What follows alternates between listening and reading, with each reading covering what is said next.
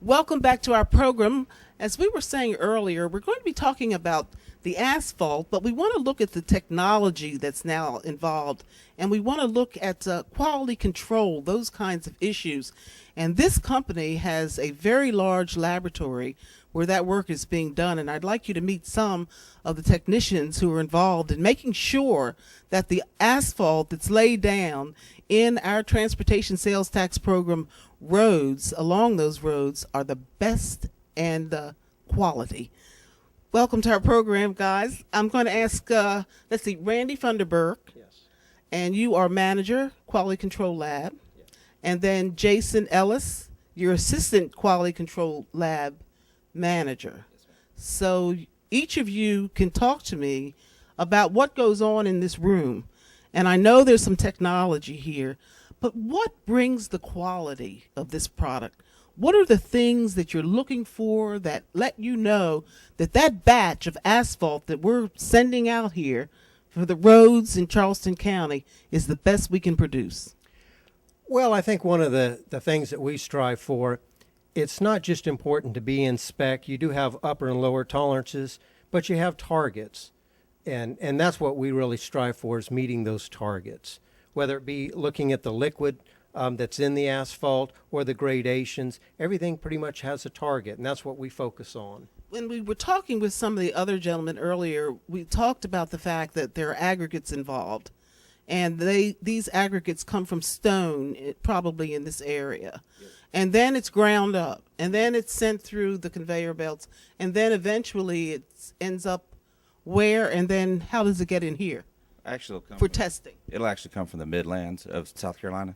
And they're fractionated and combined down, and we'll actually mix those here with some coarse aggregate, some fine aggregate, a little bit of recycled material, and we'll add that with the liquid asphalt, and that'll be mixed up through our plant and then brought out into the road and laid down.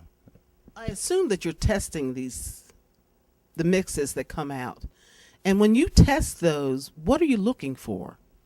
Well, I'm glad you brought that up. We're not just testing the finished product, but all the, as Jason mentioned, the aggregates that come in from Columbia. We're testing that. Asphalt's made up of basically 95% aggregates, 5% of the liquid or the glue that holds it together. So all that needs to be tested before we really get into making it. So we're kind of on the front end, and we're right there in the trenches, why it's being made. And so we're quality controls along every step of the way. When you get to the back end of it, though, is what I'm interested in now. And it's already been mixed, and it's come through, and you get some samples in this lab. And you lay it under something. I don't know if it's a scope or a telescope or something like that, but you're looking for something. What is that? Right. What we'll do is we'll put the materials all together in the beginning, and then what we'll do is we'll basically tear it down at the very end. We'll bring a sample back, basically break it right back down to the raw ingredients. Once those raw ingredients, we want to make sure that they marry up to what they did prior to us mixing it together. When you find something that doesn't look right, do we redo the whole batch or what? Well, there are certain parameters that, something may not be close to target, but you're still in spec. We're okay on that. But every sample is process controlled. So meaning we're really dissecting every single sample throughout the day. And then what we do is we get with the asphalt plant and we'll make adjustments. And that's every single sample all throughout the day. Every truck that goes out, you feel pretty comfortable about that? We do. We check on a random basis, and we do feel pretty good with the technology we have at the plant, the controls that we have, that we keep track of our product along with what we do in here. We feel pretty confident with with the material we're putting out. Just talking with people here today, I got the feeling that sometimes rain might be the enemy. You can't, for sure, with construction work, you can't work during that time. But what does it do with the materials that are lying around out here and the materials that eventually end up in this lab?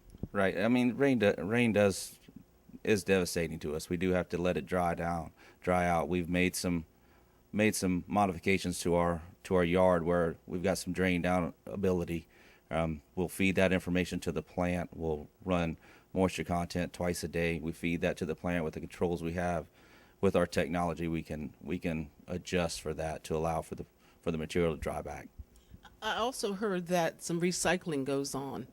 And I'm curious about that, especially in these days of recycling everything. We want to make the best use of everything that we have.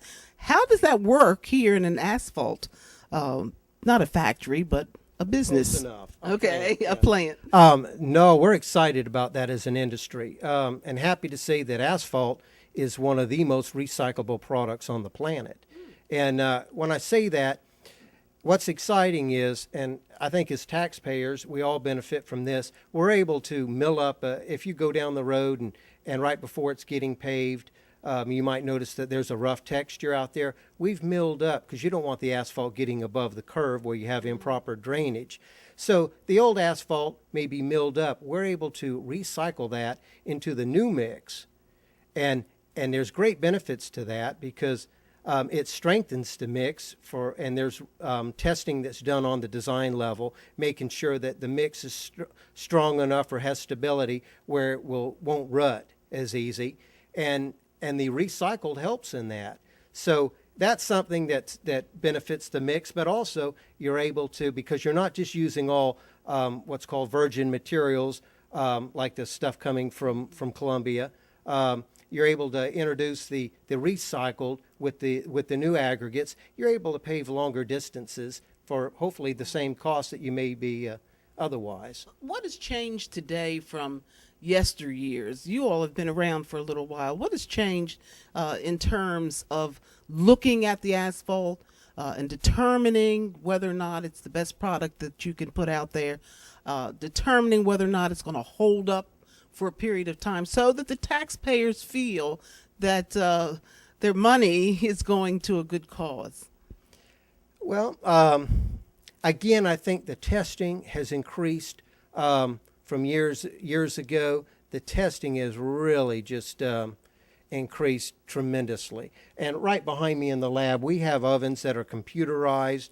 The old way of doing things, we would use some nasty chemicals. We have machines now when we create what's called an asphalt pill.